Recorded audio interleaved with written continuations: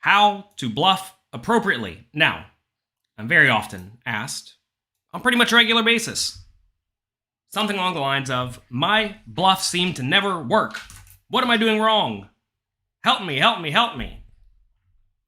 But it seems, for the most part, that many of these players have not thoroughly studied No Limit Hold'em strategy. We discuss how to play not just your bluffs, but your entire range in depth, thoroughly at pokercoaching.com in both the tournament and cash game masterclasses. And today, while I'm on my laptop, I would like to go through some situations where we discuss which hands to logically bluff. If you all are here, if you can hear me, please let me know. Say something in the chat box so I know we're live. Maybe we are, maybe we aren't. You never know. I'm going to the World Series of Poker very soon. I'm excited for that. It's going to be a lot of fun. Here we go. Now the chat's working. I thought it wasn't working. There we go. There we go. We are all here. You all can hear me. Perfect. All right. So what we're going to do is we are going to go through some random spots where we're going to look at the hands that should be used as bluffs. Okay? We're going to be using Pio Solver, looking at game theory optimal versus game theory optimal ranges. If your opponents do something very wrong, obviously, exploit them. Okay? If your opponents will literally call you down on the river with king high and better every single time, don't bluff them so much. Maybe not at all, right? And value bet way thinner. If your opponents will never put their money in without top pair, good kicker, and better on the river, bluff them like crazy. Assuming they get to the river with far more than top pair good kicker, which maybe they do, maybe they won't. Some people will call the flop super wide, but then fold the turn with almost everything, and then only get to the river with close to the nuts. So you may have a ton of fold equity on the flop. I'm sorry, no fold equity on the flop, a ton of fold equity on the turn, but then no fold equity on the river against some particular people. So you have to make sure that you are accurately exploiting whatever your opponents do wrong. So what we're going to look at right now, we have 40 big blind poker. This is like in a tournament or, shallowish stacked in a cash game. Maybe you're playing 100 big blinds deep and somebody straddles. Here we have the low jack seat raising and then the big blind calls. Okay, so low jack is under the gun, six-handed. In a tournament, so ranges are going to be kind of wide. Low jack raises, big blind calls. The flop comes 9-4-4. You can see the flop right here. And then we're going to see what each player should do in each scenario. As we see here, we are looking at the big blind range because the big blind goes first on the flop, right? Notice they are missing all of these best hands and some of these other sporadic hands because they would have 3-bet them before the flop, right? So they would have 3-bet some like king 10 offsuit before the flop roughly half the time, ace 9 offsuit roughly 40% of the time, etc. So those hands are not in that player's range anymore. All right, flop comes 9-4-4. Should the big blind lead with anything? Well, we can see here the answer is no. Anytime any action is taken like, 1% of the time or less, you can to some extent ignore it. We are not trying to perfectly memorize the solver. We are trying to get good logical rules from the solver that we can use to apply to all sorts of scenarios that we will encounter in the future. We have a bunch of rules already clearly laid out at pokercoaching.com in the Tournament and Cash Game Masterclass, so check those out. Flop comes. All right, we're going to check with everything. So if we want to see what happens next, we just click check. All right. Now, what should the low jack do? Well, it turns out they should bet a lot. They should bet quite frequently here using a tiny size. In terms of sizes, we gave the solver the option to bet 15. What is 15? For simplicity, this is 1.5 big blinds. Just put a decimal spot before the last digit, okay? So bet 1.5 big blinds, bet 3.5 big blinds, bet 5.9 big blinds, bet 7.7 big blinds, bet 37.8 big blinds all in. As we see, the solver basically only uses the bet 1.5 big blinds. Which solver is this? This is Pio Solver. We do use a bunch of solvers to come up with lots of the solutions we use at pokercoaching.com. This is just something I had ready to pull up right this morning on my computer. All right, so we see we should mostly be betting, checking 16% of the time. Now, if you wanted to bet here tiny every time, I don't think it's that big of a deal. I would recommend not betting every time, though. If you take a look at the hands that do like to check on 9-4-4, it's the hands that don't really want to get check raised and play for a ton of money. Or hands that are super nuts. So you see pocket 9s is checking a lot. 10-9 is checking a decent amount. Pocket 8, or 9-8, yeah, pocket 8s and pocket 7s and pocket 6s and pocket 5s are all checking a decent amount. These are hands that are like usually good, but if a load of money goes in, they're not loving it, right? Also, we see some stuff like ace high, right? We see ace high backdoor flush draw is checking back sometimes. You don't especially want to bet ace high and backdoor flush draw and get raised. So whatever. Say we do bet small, okay? Now I want you to think ahead of time, which hands will the big blind check raise on 9-4-4. Remember, they started with this range, okay? They have a lot of fours, okay? And to make matters way better for them, the low jack has almost no fours, okay? So, which hands will the big blind check raise? Obviously, not just fours. What hands are they going to be bluffing on 9-4-4? Take a second, think about it. Type some in the chat if you feel like typing some in the chat. Holiday in Canada. Nice. There's a holiday in America tomorrow. America. Not even North America. The United States of America. Will be interesting to meet in real life. I'll be in Las Vegas in a few days. Come say hi. All right, everybody. Type in the chat. What are we check raise bluffing at? Ace 10? Probably not. Ace 10 is a hand that can very nicely check call. Ace X? Probably not. Ace X can reasonably check call. Remember, we're facing a 1.5 big blind bet. The pot here, by the way, is 5.9 big blinds, and then we put in 1.5, so the pot's now 7.4 big blinds. Is this applicable to live poker? Yes. Now, this is discussing a heads-up pot, okay? So, in this scenario, we are talking specifically heads-up. If this is multi-way, you're going to be more cautious than what I'm about to show you. Upper dangler to the paired card, and also a 5. Yeah, so stuff like, I don't know, king 5, queen 5, that kind of hand may look to check raise. Why? Because the king and the queen are probably live when you check raise and get called, and also if you have a 5, well, you know, it's fun. I definitely think stuff like 6-5 may look to check raise. Stuff like 10-8 may look to check raise. Remember, the board's 9-4-4. I know it's a little bit tiny, but it's 9-4-4. Lots of fours are going to check raise, of course. People are saying check raise bluff with middle pairs. You're not bluffing with middle pairs if you do check raise. So let's say we do... Oh, did I already click through here? My bad. Check. Bet. Here we are. I don't know how I even got to that slide. Look at all the raises. We have a lot of raises here with stuff like 6-5, 7-6, king 5, queen 5, right? Stuff like that likes to check raise bluff. Someone said you want to check raise a lot of ace highs. Not so much. Most of the ace highs check raise. As they get weaker, they do check raise more, but notice still some calling and folding. You say this is a very linear range. Not really. Notice, like pocket 8s, very solid hand is not check raising. Ever. Pocket 7s, pocket 6s, pocket 5s almost never check raise. So this is not linear. Linear would be if you're check raising like any pocket 5s and better. Maybe you're thinking a 9 is not the nuts here, but you got to realize 40 big blinds deep, you're happy to just check raise and put money in with those types of hands. But notice, like ace 5, even with clubs, check raises sometimes. King 5, not with clubs, but with backdoor flush draw check raises. You're going to find that for the most part, the draws really like to check raise if they cannot win at the showdown some portion of the time. So we see stuff like 6-5, backdoor straight draw, backdoor flush draw, check raising a ton. Notice 6-5 of clubs just folds to the tiny bets, right? You do want to have backdoor flush draws. Notice lots of 9s are check raising. Most people don't check raise 9s nearly this often. You may ask, why can we check raise all these 9s? Well, you got to realize the opponent bet with everything, right? So if the opponent's betting almost everything, a 9's actually in pretty good shape. So when they bet small, we get to check raise pretty wide. So let's notice also when you do check raise on a paired board with the 4s, right? 9-4-4, you're always going to be check raising tiny. I would not be shocked if GTO in the real world actually check raises even smaller. Notice here we only gave it the option to go all in, 7.7 big blinds or 5.1 big blinds. If we gave it the option of 3.3 big blinds, it might have picked that. And I've ran these spots a few times with minimum raise, and it does really like the minimum raise. Are we looking at button versus big blind? This is low jack versus big blind. So under the gun, 6-handed versus the big blind. Okay? So this is a spot where when we do check raise, we are going to be check raising tiny. Why are we check raising tiny? Well, because our 4s absolutely smash our opponent. And they are just putting in money with almost 0% equity when they do call and when we have a 4.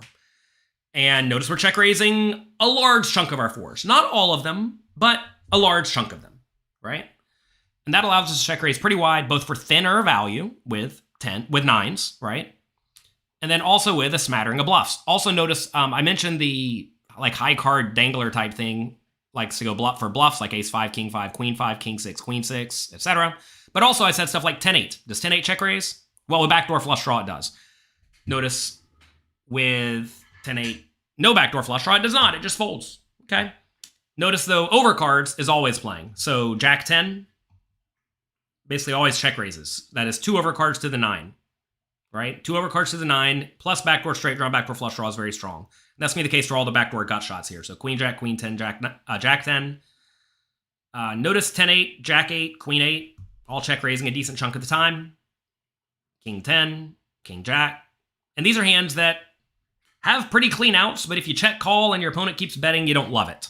Remember, this is what the big blind does, right? You don't really want to check call king high out of position and then just check fold on a lot of turns. I mean, you're going to, but notice king high can maybe get away with that, but queen high not so much. You need to be quite aggressive with the queen high and worse. Am I playing the main? I am playing the main on, I don't know, July 6th, I think. I don't know. I play it whenever I get there. I wake up and do whatever my schedule says each day. All right, let's say we do raise. What should the player in position do? Well, the answer is they should call and basically never re-raise. Why should they basically never re-raise here? This is what the low jack should do when they get check raised. You may be shocked to see you don't re-raise with anything. Why are we not re-raising with anything?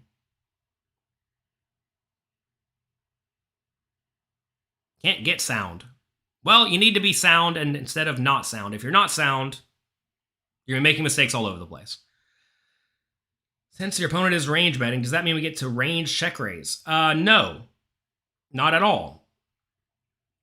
We do not get to check raise everything. I just showed you what we get to check raise. We get to check raise 30% of the time. That's nowhere near 100%. You're never going to check raise 100%. Maybe you're saying check raise every hand in your range that you want to check raise with. No, because you don't really want to check raise stuff like pocket 5s, pocket 8s, ace high, right? And these are hands that just don't want to check raise. When you have a lot of hands in your range that don't want to check raise, you don't get to check raise with everything. So we are not getting to re-raise for a few main reasons. You're going to find in position, you don't really want to do a ton of re-raising in general when you get check raised, because when you do get check raised, it's saying that your opponent has a good, strong, polarized range of good made hands that are happy to get a lot of money in, and bluffs. So if they have a good made hand that wants to get money in, that's going to be a lot of 4s. How do we do against 4s? Well, look at our range. We have no 4s, pretty much, right? This is effectively no 4s. I know some people are going to say, oh, but we have ace 4 suited. Yeah, but look at everything else. So we have effectively no 4s. And therefore, we don't get to re-raise. We essentially lack the nut advantage. When you lack the nut advantage, you do not get to re-raise, especially when your opponent applies aggression. How does the in-position range not have very many 4s? We raise from the low jack seat, pre-flop. We're not raising the jack 4 suited, and especially not the jack 4 offsuit from the low jack seat. That would be insane. We're not raising ace 4 from the low jack seat. We're folding all these hands pre-flop. All these hands in gray on the bottom portion of the range are folded before the flop, for the most part. We can go all the way back and you can see it if you're late. But you don't play the jack 4 suited. You don't play the 6-4 suited. You barely play the 5-4 suited. So we have almost no 4s. The big blind, though, gets to call our pre-flop raise with all sorts of 4s. Need help for tax season. My accountant is Teresa Fox. Check her out. She does great work. Pay your taxes. Don't get in trouble. All right, so when we are in position, we're typically incentivized to not re-raise because we're in position and get to control what happens on the turn to some extent. And we completely lack the nut advantage here. So we call with everything. I would actually not re-raise anything here. In terms of looking what you would like to re-raise, notice 10s and jacks like to re-raise a lot. Why would you like to re-raise with 10s as opposed to pocket aces? We have a live tells course. We have a lot of live tell content in pokercoaching.com. Check it out. Why would we rather re-raise 10s and not aces? By the way, notice when we do re-raise, we're re-raising tiny. Okay? So we bet 1.5 big blinds. They made it 5.1. We're making it 11. And then, if we get jammed, we're going to fold our bluffs. I'll just show you. If we raise here, and they rip it all in on our face. We call off with overpairs. Look at this. Ace-king somehow has to call. I don't know about that. But we call off overpairs and ace-9, fold everything else. Okay? Anyway, back to here. We are re-raising tens because it needs more protection than aces. The hands are essentially the same. Tens is way more vulnerable to getting outdrawn. Remember what the hands the opponents are check raising with as a bluff. A lot of them have overcards or backdoor flush draw or something like that, and that's going to come in and beat your 10 some portion of the time. Remember that king 5 suited, right? King 5 suited is sporadically going to get a king on the turn and beat us when we have tens, where that's not going to be the case when we have aces. That said, I'm just not going to re-raise anything here for simplicity.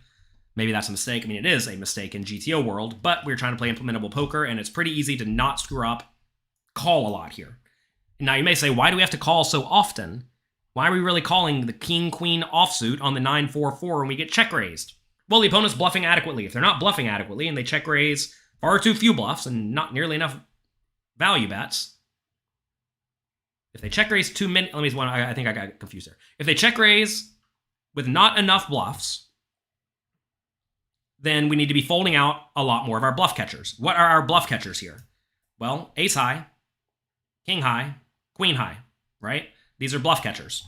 If they are check raising with the right number of bluffs and a little fewer value hands, maybe they don't check raise a lot of nines, for example, then maybe we get to call even a little bit wider, because you have to realize we're getting very good pot odds here. We have to put in 3.5 big blinds to try to win 16 total. We do not need to realize very much equity at all.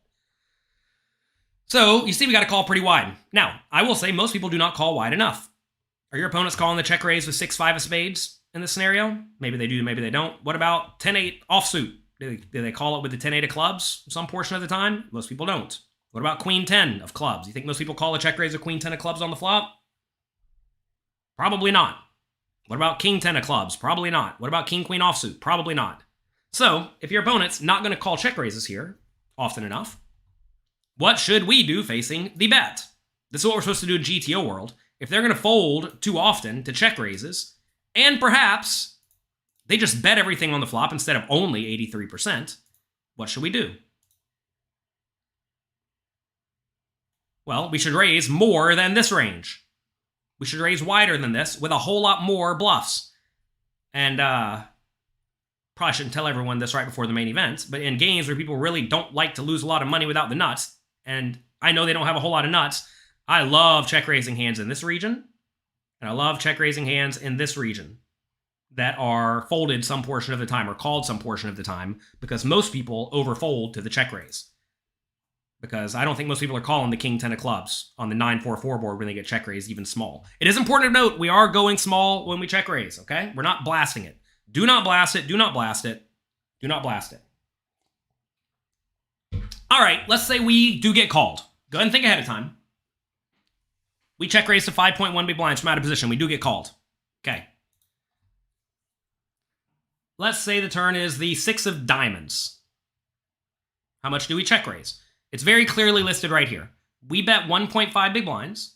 I'm sorry, the low jack bet 1.5 big blinds. We are check raising to 5.1. Tiny. And then if the in position player wanted to re-raise, they would go to 11. You got to realize, small bets are very good in these scenarios.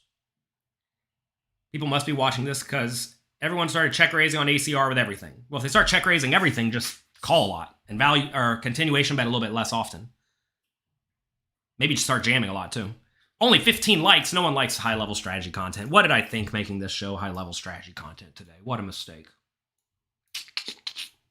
Well, I'll figure this YouTube thing out one day. If you all like the show, click like and subscribe. If you don't, go do something else with your life. All right. Say the turn's the 6 of diamonds. Which hands that we are bluffing with should we keep bluffing on the turn, and which should we check? Take a second, think about it.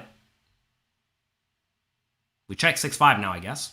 Yeah, typically when you make middle pair, you're going to be checking on the turn. That's not the question. I'm more so asking about which of the bad hands. Like, for example, Queen 10. Which Queen 10s do we keep betting on the 6 of diamonds? Which King 5s do we keep betting on the 6 of diamonds? Which 10-8s do we keep betting on the 6 of diamonds? Which Ace 4 do we keep, or Ace 5 do we keep betting on the 6 of diamonds? And does that imply you're checking everything else? Does your checking range become all trash? Also, how wide should you be checking with your value hands on the 6 of diamonds.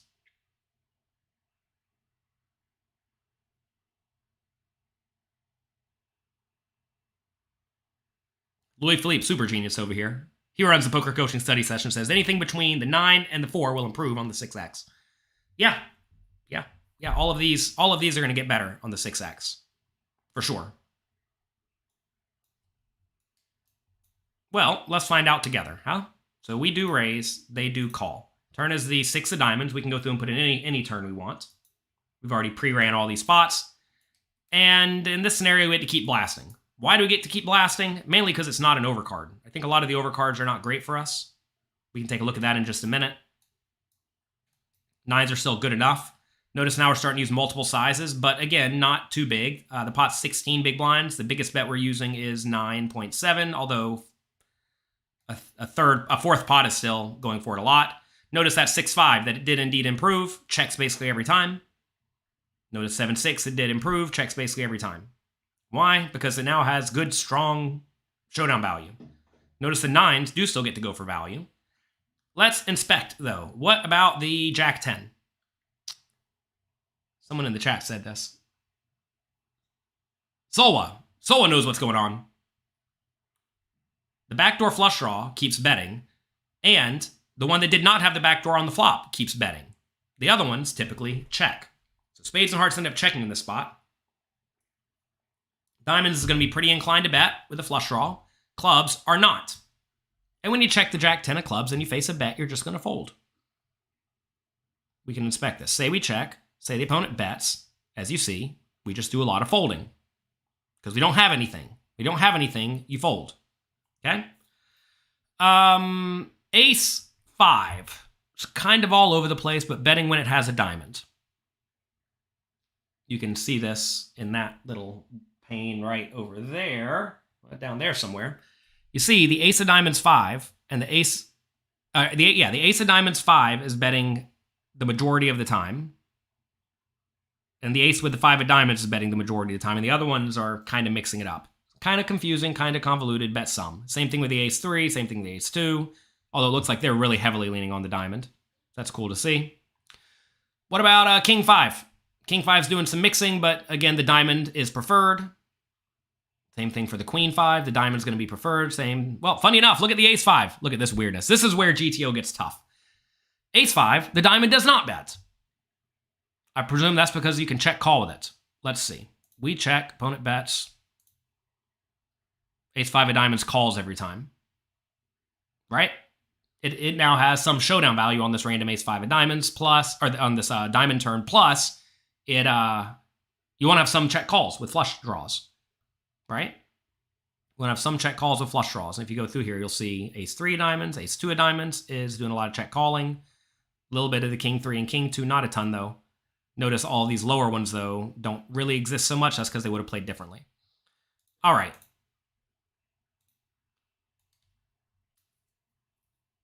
What about king 10? King 10 mostly betting, but again, or when it does bet, it usually has the clubs or the diamonds. Same thing for these other ones, I presume. Again, kind of mixing it up. And a lot of people look at this and think, how in the world am I supposed to memorize this? And again, the answer is you're not. You're supposed to take general rules from it. If your hand has showdown value, you typically, like if it improves the showdown value a lot on the turn, like a 6 in this scenario on 9-4-4-6, you typically do a lot of checking on the turn. If it has showdown value somehow naturally, like the ace 5 of diamonds, you're going to be checking. If it does not, you're usually going to be betting, which is why we see queen 5 of diamonds betting every time and ace 5 of diamonds betting never. This is a good way to go about splitting your flush draws. You cannot simply just say I'm going to play every flush draw in the same way, because you shouldn't. You should have some flushes when you bet the turn and get called. You should have some flush draws when you check call the turn. That way, your opponent doesn't know when you have the nuts. Now, you may be surprised to see like 9-5 just continuing to bet and 9-2 continuing to bet. And look, this is what you should be doing in GTO World, because the opponent's range to call your flop check raise should be quite wide. If they're not going to call your flop check raise quite wide, then you don't get to value bet so thinly, right? Should the imposition player bet big when check to? Well, let's take a look. What is this scenario? We're 40 big blinds deep, low jack raises, big blind calls, flop comes 9-4-4. Big blind checks. Low jack bets 1.5 big blinds. Big blind raises to 5. Gets called. Turns to 6 of diamonds. Here we are. All right, let's say we do check. Take a second, think about this. What size should the low jack mostly use when the turn gets checked to them? As a general rule, we check flush draws with showdown values and bet without showdown value. Typically, yes. Well, in this scenario, we're betting small. Why are we betting small? Because even though the opponent will have lost a lot of their 4s at this point, they still have some, if they're good. You see? They still have some. And they're going to be trapping some of them very hard. You see these 4s here? Still a large chunk of 4s in the opponent's range. When you're betting into someone who has the nut advantage, you do not get to bet big. You just don't get to bet big when you lack the nut advantage. What was the play with queen 5 of diamonds? Keep betting. Bet queen 5 of diamonds, check ace 5 of diamonds, because queen 5 lacks showdown value. Ace 5 does not lack showdown value. All right, when we get checked to, what are we bluffing? Again, people want to ask, like, what are we bluffing? This whole question was spawned by someone emailing me literally yesterday and every other day for the most part. My bluffs never seem to work. What am I doing wrong? You got to realize there's a lot of variance. You're going to get called down sometimes, especially if your opponent's good. I mean, the person here just said, when they check the turn, should we just be blasting them because they never have a 4? Well, they do have a 4 if they're good, right? So if your opponent's good, you can't just get away with blasting them. So anyway, what are we going to bet on 9, 4, 4, 6? And the answer is still lots of overcards that lack showdown value. Are we betting flush draws here? Definitely betting the low flush draws, I gotta presume. Yeah, like 10-8. Notice 10-8's betting with the diamonds every time. Jack 8, 9, 7. I mean, these are all value bets. 5-4, if we have it, it's betting every... that's trips, obviously. What about ace 5? Ace 5 of diamonds is a hand that looks like it's airing towards bet. Ace 3 and ace 2 airing towards bet again, but mixing it up. This is a neat spot because in the previous range, you had a lot of low flush draws, like queen 5 of diamonds, right? So you're definitely going to prefer queen 5 over ace 5 to bet the turn. But here, notice we don't really have very many bad flush draws. I mean, like, what are our bad flush draws here? We have like 10-7 of diamonds, but that's a gut shot too. 10-8, same story. So we don't really have bad flush draws. Notice jack 10, betting every time queen 10, queen jack with a diamond, betting frequently, king 10, king jack, king queen with diamonds, betting very frequently. But then notice our best flush draws, namely ace jack, ace 10. Looks like ace king is just going for value here. Straight thin value with the ace king. Ace queen, ace jack, and ace 10 are not betting so often. Ace 8 and ace 7 as well. Right? Some of this information isn't accurate. All right, sure, have fun. Looks like a lot of stuff that wraps around the 4 and the 9 are hard. Wait. Looks like a lot of stuff that wraps the 9 or the 4. Hard to find the high card random bluffs. It's hard to find the high card random bluffs. Right here, there's not very many high card random bluffs. Notice all the high card random bluffs are just straight overcards, right?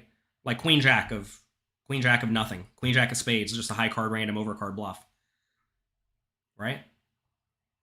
Notice queen jack bluffing, queen 10 bluffing, king jack bluffing, king 10 bluffing. Ace jack and ace 10 and ace queen, though, not so much betting. Why? Because they have good showdown value. Interesting to see aces checking back as well, just straight to protect the range. And again, it does not need as much protection as something like 10s, right? So, as you can see, when you bet, sometimes there are very strong hands in the betting range. And also, sometimes there are very weak hands in your betting range, right? Same thing for your checking range. I wonder what kind of weird bot this is. We consulted a panel of experts, and they would disagree with your analysis. Okay, goodbye. We've consulted a panel of experts. The experts would disagree with math. And decently ran sims. Oh my gosh, what a world. Anyway, so, what a lot of people do wrong, as someone a second ago mentioned, a lot of people, when they take specific lines, they start to lose all of their either really good hands or their really bad hands. So, what if your opponent did not have any 4s here on the turn, because they always bet their 4s on the turn? What if your opponent always, in the big blind, always bets all of their 4s? We know they don't, because you see if we bet here, they still have a lot of 4s, right? And we obviously have none. But say, instead of checking some fours. They bet every single four. If they bet in the low jack on this turn with every single four, what should we do?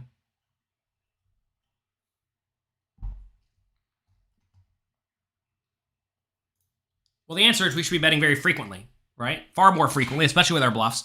And we probably should be going a little bit bigger.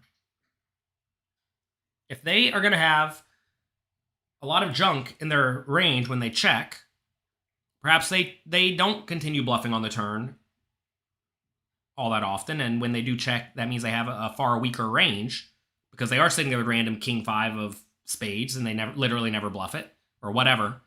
Then that's going to make their range very weak when they check the turn. If they're betting all their good hands on the turn and they're checking a lot of bad hands on the turn, then we, in turn, when they check, need to be betting very frequently, and we can be using bigger sizes because now overpairs are just the nuts.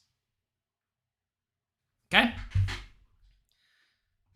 Something else to notice, like 8s and 7s, just not putting money in from either player's position. Notice if in either player in this scenario, whenever they are in this spot, they're just not trying to put money in with 8s and 7s. Neither player wants to be putting money in with 8s and 7s. Look, I mean, 8s literally never check raises. 7s and 6s when we're, or 7s and 7s and 5s, never betting. We're just like trying to get to the showdown, okay? Something a lot of people do wrong is they put a lot of money in with these marginal made hands. Okay, so we check. Let's say they do bet this. Okay, let's go back. Turns to 6 of diamonds. Let's presume the low jack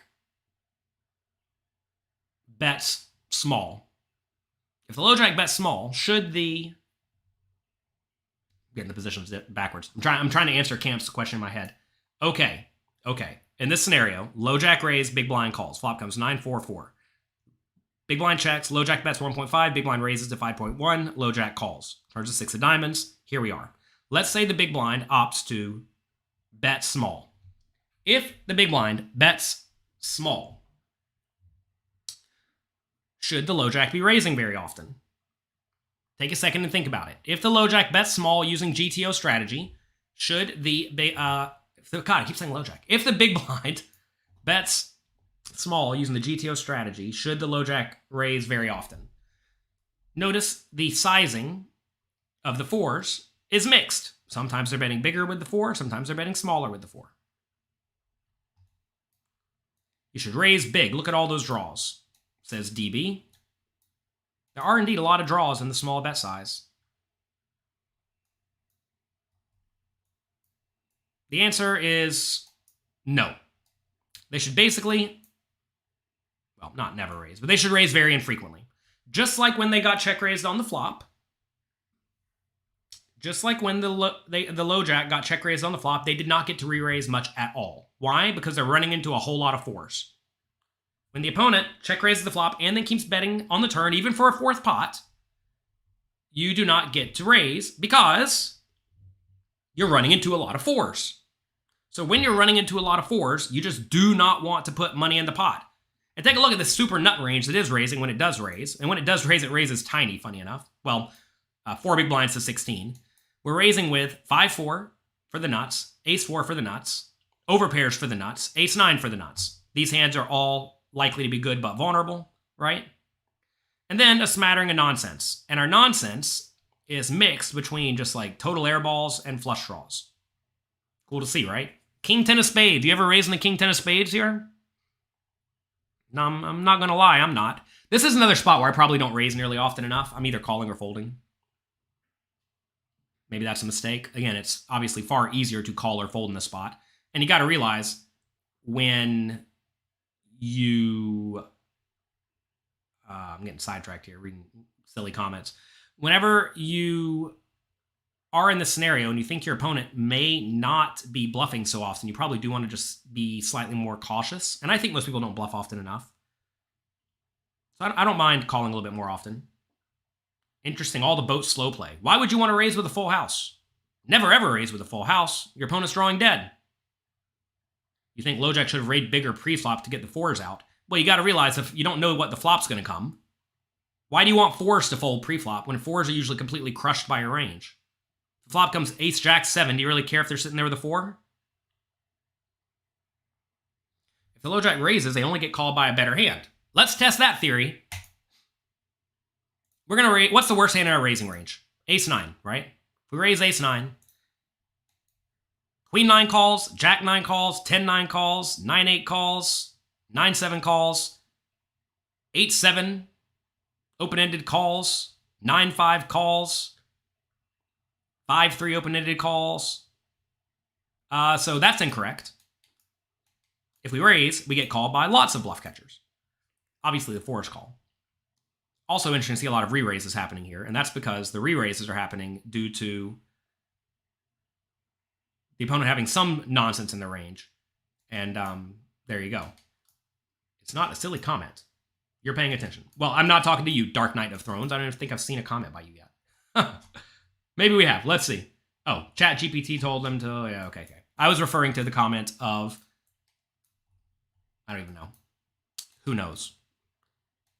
Believe it or not, there's more people typing than just one person. You know, you may think a lot of the people here are robots, but I think most of them are actually real. What stacks is this for? This is a 40 big blind scenario. We start at 9 a.m. Eastern Time, sharp, on Monday mornings when I'm available. I'm not going to be here again till the end of the World Series. There will be a replay of this on YouTube, etc., etc., etc. Okay, so say we do face a small bet. In-position player basically never raises, okay? They call. Okay, now, start thinking about this. When you bet the turn with this range in the big blind shoes for a fourth pot, and you get called, which hands are we going to be bluffing with on various rivers? What if the river is a diamond? Which hands bluff on a diamond river out of this range? What about on a junky river, like maybe a 2? Notice a 2 is not total junk because we have a lot of 5-3s here. Or what about a jack? What are we doing on these various rivers? When should you deviate? All the time. It's important to know where to start from, though, so you know where to go. If you don't know where you're starting from, you're going to have no clue how to get to where you're going. All right, say we bet small, opponent calls. Let's explore some various rivers. Let's say the river is a kind of blank diamond like a 2. It's not a super blank. A lot of people, when they're taking notes, make the mistake of saying the river was a brick.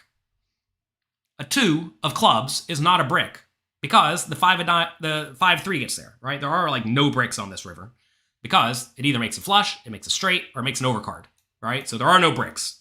You should never ever say when you're taking notes, the river was a brick, because there are no bricks. Be specific and precise within reason. And writing down the card that comes is pretty easy. It takes longer to write B-R-I-C-K than it does to write 2D. Okay? Let's say the river's a 2D. We're going to be betting a lot here, I can already tell you. Why are we betting a lot? We're betting a lot because we have a lot of flushes and we have a lot of 4s. Right? Paul Punts is rating with 54 viewers. Good morning. We're bright and early here today. Looking at spots to triple barrel it off. When the river brings the 3 flush, and the opponent, the low jack, actually has a lot of those, but you and the big blind have a lot of hands that still really want to go for value, you should be using a large chunk of small bets. And that is exactly what we see here. Our hands that were the nuts on the turn have gotten a lot worse on this 2 river. So let's take a look. Notice we are bluffing kind of small. Pots 24 big blinds. We have, what's 40 minus 12? Does anybody know? 28 left. It says it right here. I'm blind. 28 left. We're either ripping it all in for 28, so a bit more than pot, or we're betting tiny, a 4th pot. We're either betting a 4th pot or all of it. Okay? We're going for 4th pot for thinnish value with a well-protected range of trips, right? Remember, the board here is 9, 4, 4, 6, 2. Why did out of positions turn column 4s all turn gray? Because we did not play them in this manner. We check raised a lot of them on the flop. Oh, because we bet a lot of them big on the turn. Let's go back to here. Notice we bet all of these big. We bet all of these small. I said we bet small. So that means all the big ones are no longer there. This ace-4 checks. The king-4 bets big. Therefore, they're no longer there. Okay, 2 of diamonds. So notice we get to go for thin value with a lot of 4s. We get to go for thin value with a lot of 9s. Plus some bluffs. What are some bluffs here? Notice Queen-Jack airball, so just going to go for it. One thing you're going to see, when the river comes off with a flush, even a backdoor one, the hands we're going to bluff with really prefer to have a diamond. You really want to have a diamond. So take a look here. Queen-Jack is betting very frequently. Only with a diamond, though. Notice queen of spades, jack of clubs does a decent amount of checking. All the other queen jacks we get to this point, though, with have a diamond. And they bet basically every time. What about jack 10?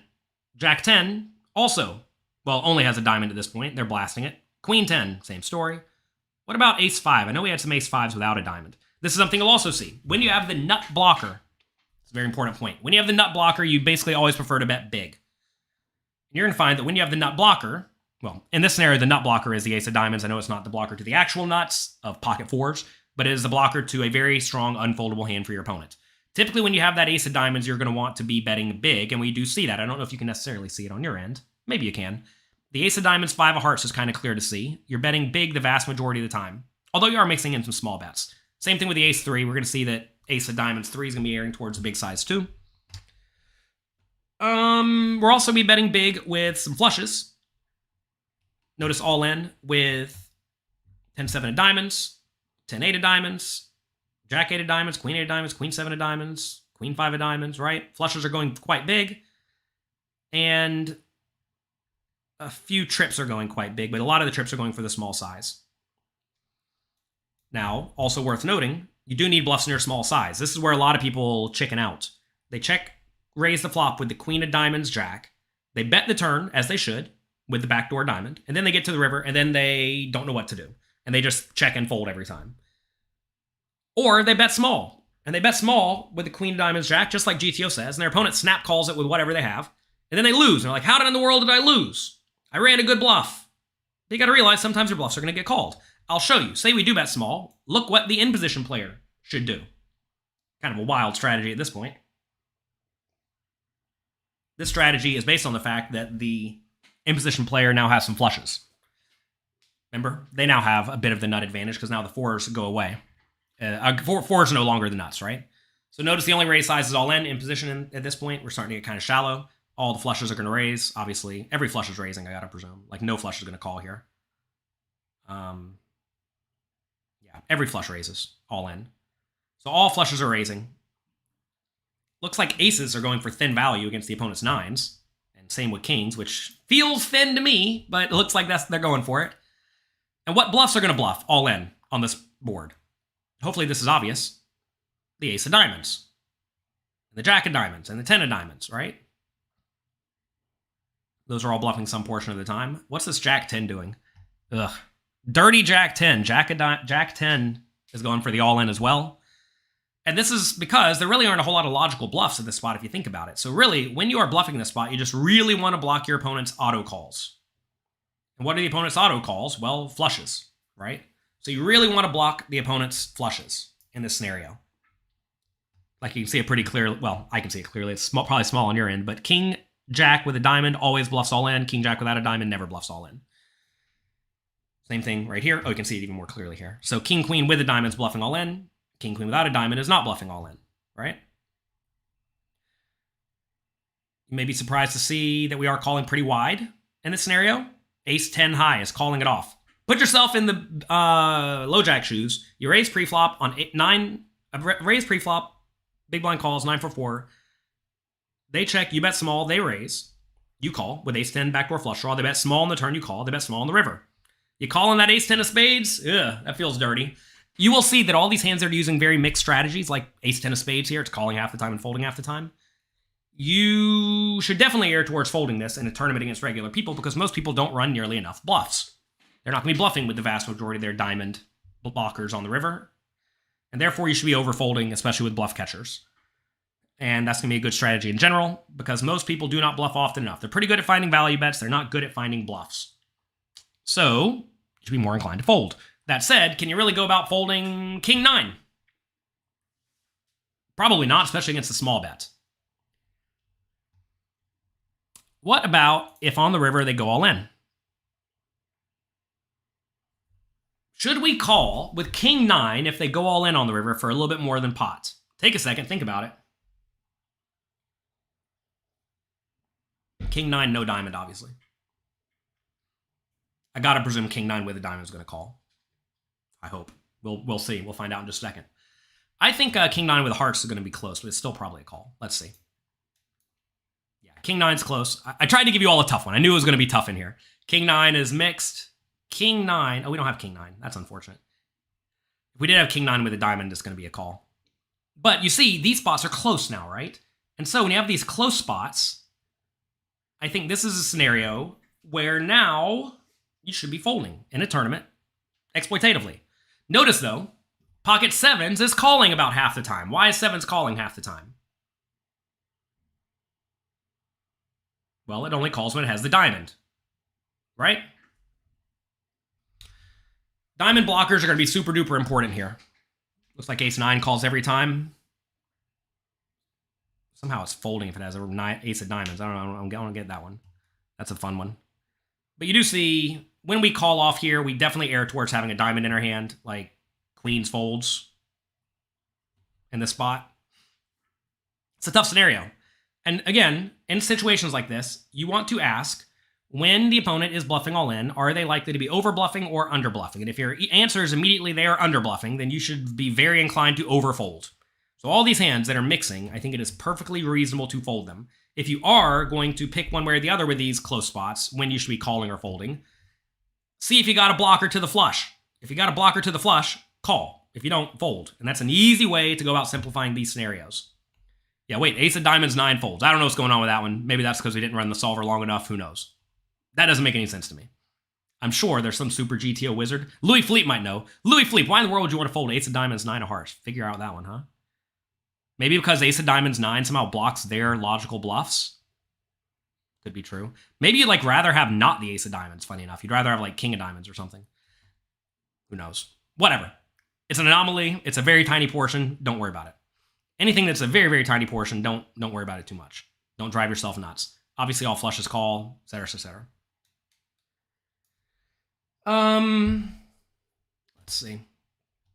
Especially on the bubble, you should fold. Well, of course, on the bubble, if it's for all of your money, you should be far more inclined to fold. There's this idea of risk premium in tournaments where you need additional equity in the pot to justify calling for any large amount of money. And, well, you need to be folding more often. All right, let's go back to this. Say the river's a 2 of diamonds, and low jack now checks. What should the... I'm sorry, big blind... What's wrong with me? I'm bad with position today, apparently. Say the big blind checks, and now it's on the low jack. What should they do? And you're going to see they're mostly ripping it in when they do bet, and they're going to be very polarized. 9, 4, 4, 6, 2, diamond comes in. Looks like aces is good enough to go for all of it. Cool to see. What else is good enough to go for all of it? Well, apparently all of your king queens. Are you ripping again in here with all your king queens? Worth noting at this point, I don't think you really care about the diamond blocker so much, because when they check, they're going to be lacking a lot of their flushes. Because if you go back to your opponent's range, notice lots of their flushes are betting, right? I mean, almost every flush is betting. So when they do check, at this point, they are going to be kind of capped. And a lot of their 4s bet small. I guess we can go back here and just look at all their checking range. We got 9s, 9s, 9s, 9s. That's not very good. 7s, 6s, high cards. Almost no slow plays. Okay? So when they check, you get to blast them. Now, the question is, how wide do we go for value? And it looks like overpair, which I think is reasonable.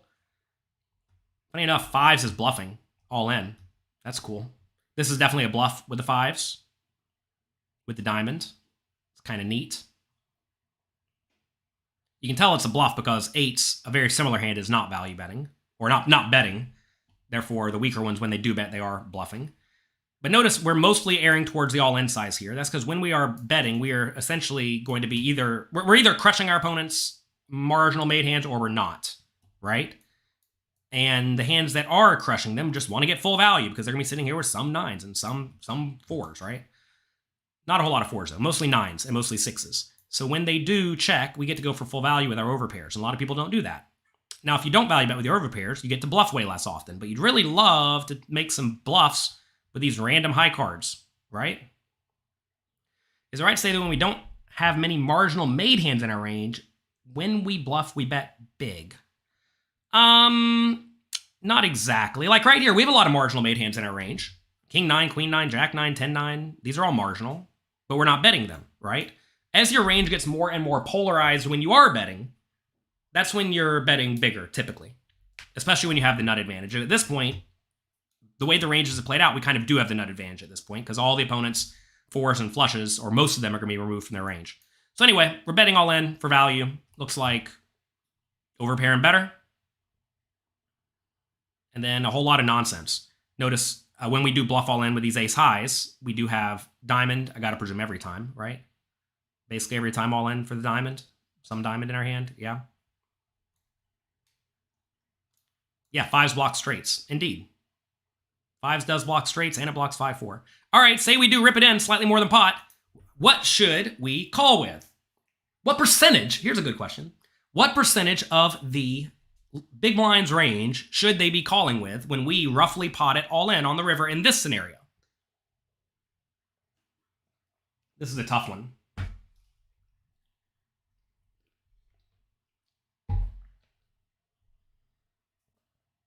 Anybody know? Anybody want to guess? You're probably going to get it wrong. I don't even know the right answer definitively. The ace-9 in the big blind is bluffing his offsuit ace of diamonds on the river, so having that is bad. Yeah, I guess that makes sense. Everyone's saying 33, thinking minimum defense frequency. I'm going to guess no. Let's see.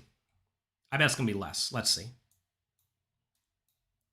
Oh, 31. Close enough to minimum defense frequency. I thought it might even be less here, like 28. 31 is minimum defense frequency. I would have called slightly less often than this. And to be fair, exploitatively, you probably should. But look at what it has to call here. Look what it has to call here against an all-in.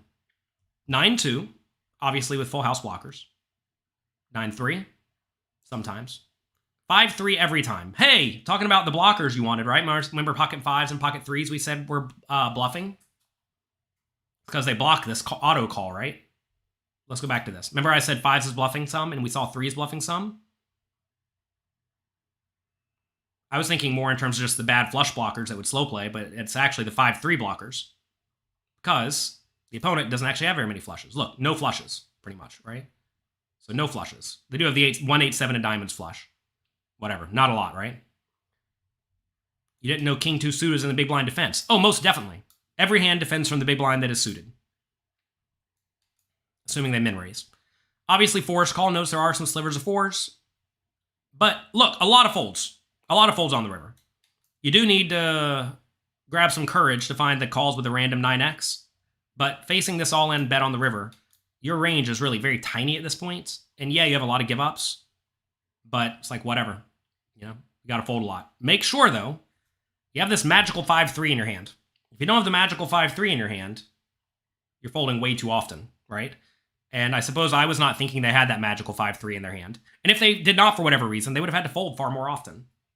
And you're going to see that sometimes when GTO takes a line where it like check raises flop, bets turn, checks river, and then faces a big bet, it just folds a lot.